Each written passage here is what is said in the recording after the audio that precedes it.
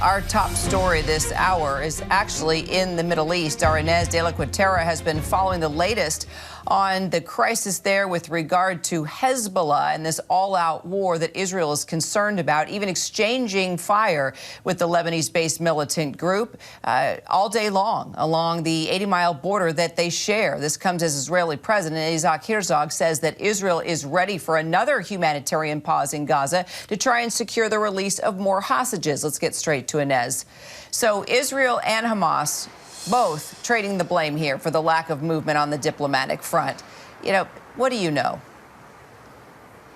Yeah, that's right, Kira. But we are starting to see a little bit of progress, I think, when it comes to negotiations with the Israeli President Isaac Herzog, saying that Israel is open to a second pause here in the fighting to secure the release of additional hostages and to allow for more humanitarian aid to get in. He says the responsibility now lies fully with Hamas leadership and specifically with Yahya Sinwar, the leader of Hamas in Gaza. We did hear from Hamas, though, that they are saying that there will be no prisoner negotiations until the war ends. That's something they've said before, but they are now saying that they are open to any initiative that could put an end to the aggression. So this is new, and it does appear again that there is a little bit of momentum here that's building, as we know that the negotiating teams are now in Europe trying to find some kind of deal with the Israeli intelligence service, the head of the Israeli intelligence service, meeting with the Qatari prime minister, and we know that CIA Director Bill Burns is also taking part in these meetings that are happening now in Europe. The first round of talks were in Doha, those talks that secured the first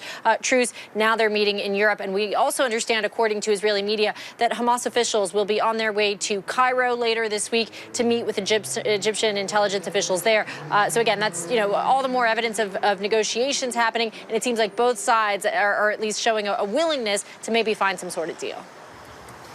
So Israeli War Cabinet member Benny Gantz has been very outspoken. He said that IDF soldiers will continue to operate deep in the Gaza Strip, even when fighting enters the next phase. So what do we know about the next phase? What exactly does that mean?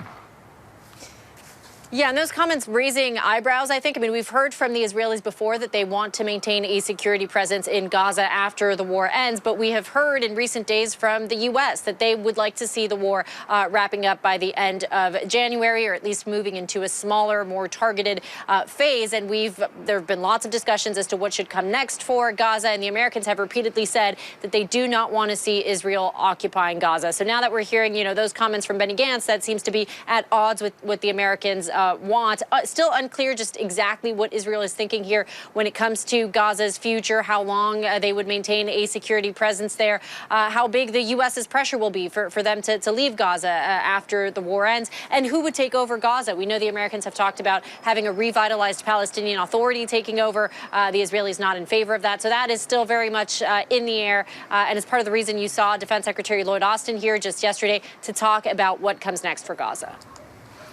All right, Ines De La Cuetara in Tel Aviv for us. Thank you. Hi, everyone. George Stephanopoulos here. Thanks for checking out the ABC News YouTube channel. If you'd like to get more videos, show highlights, and watch live event coverage, click on the right over here to subscribe to our channel. And don't forget to download the ABC News app for breaking news alerts. Thanks for watching.